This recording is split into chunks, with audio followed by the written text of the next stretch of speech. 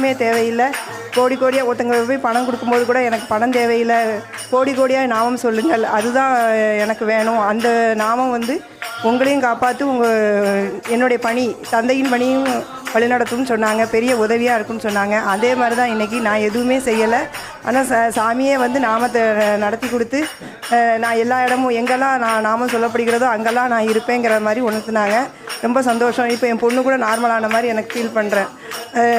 ரொம்ப ரொம்ப சந்தோஷம். சாமி வந்து நீ ஆபத்து நேரத்தில் என்னை கூப்பிடு, நான் வந்து சேர்ந்து வந்து இறைவன் தந்தை எப்படியாவது என்னை அனுப்பி வைப்பார்னாங்க. அதே மாதிரி தான் இன்றைக்கி நம்ம சாமி வந்து வீட்டுக்கு வந்து என்னை வழி நடத்தியிருக்காங்க.